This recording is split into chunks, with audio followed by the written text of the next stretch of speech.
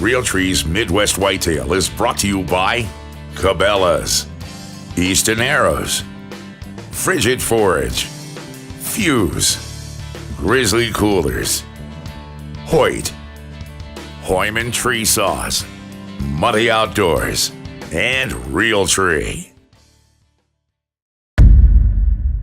Day 9, October 19th.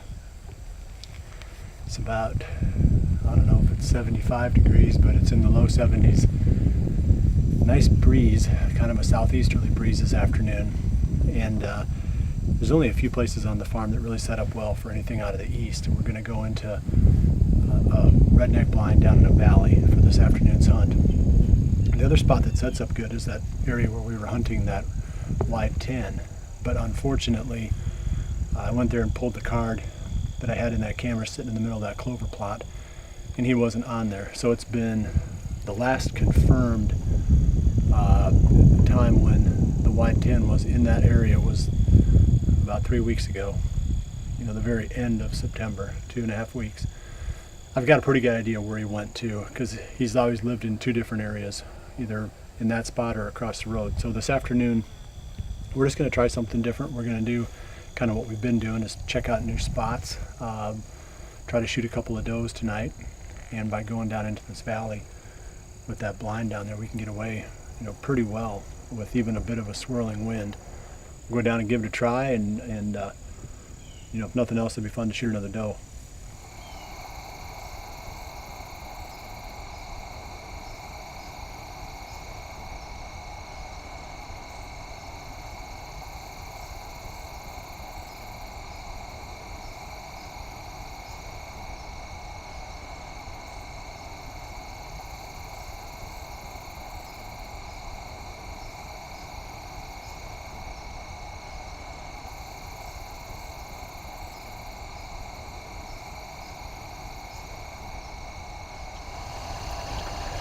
Got maybe an hour, roughly, of legal shooting time left. About 15 minutes ago, a doe and two fawns came out on this little small plot to my right. There's plenty of clover left over in that little plot. That was planted, I think, 2 years ago. It definitely needs to be replanted, but every year it seems like the deer just keep working it, so there must still be enough of it in there. Down the valley from me, let's start to my right, looking out the plot that the doe and the two fawns are in. And there's another one to my left, a small one, and another small one that's got some really good pure trophy clover, frigid forage in it. And then down the valley even further, there's another plot with clover.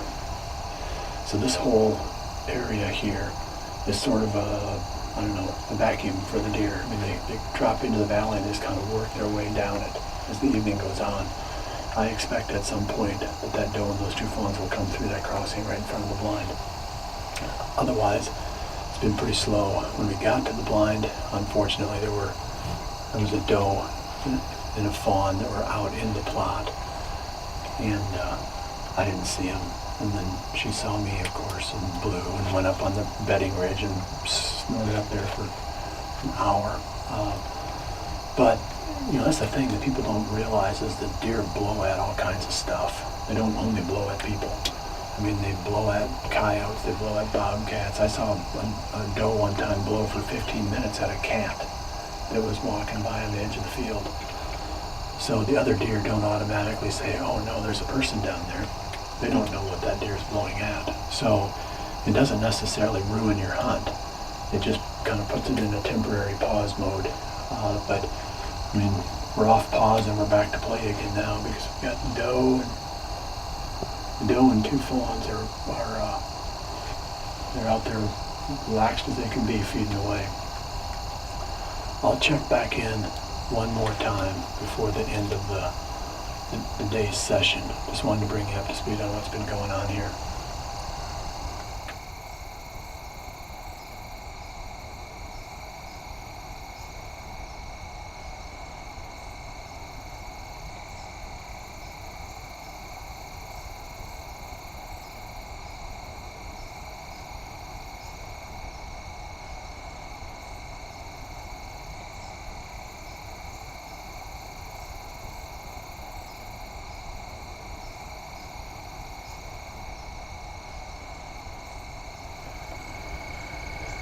into about the last half hour now.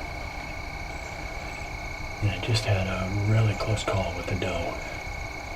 And I'd gone out when I first got to the blind and cleared a shooting lane. We hadn't been in here, well, it's been a year since we've hunted it, and a year since I've been in here. Some of the trees and those brush had grown up. She's still out there blowing. Dang it. But she zeroed in on that shooting lane immediately, and she came around the side of the food plot and headed in our direction like she was going to go through the crossing.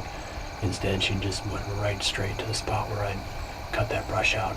And I didn't have the corner window open on the blind because I thought for sure she'd go through that crossing like all the deer do. And I was just going to shoot her out the front window. But that's not how it worked out. If I'd had the corner window open, I probably could have got a shot, some type of a shot, 10 yards away right out the corner. You got to have does in order to have bucks on your farm. I mean, you got to have some way to reproduce the species, but man, I sure hate them. I mean, they've ruined so many hunts. They're so much more careful than bucks are. I mean, a buck would have just walked right through there and wouldn't even have looked. But that doe, she knew that area so well, and she studied that spot. And she wasn't about to let that go. So if anything else comes out, I will definitely show it to you. Otherwise, I'm going to be back in the tree tomorrow night.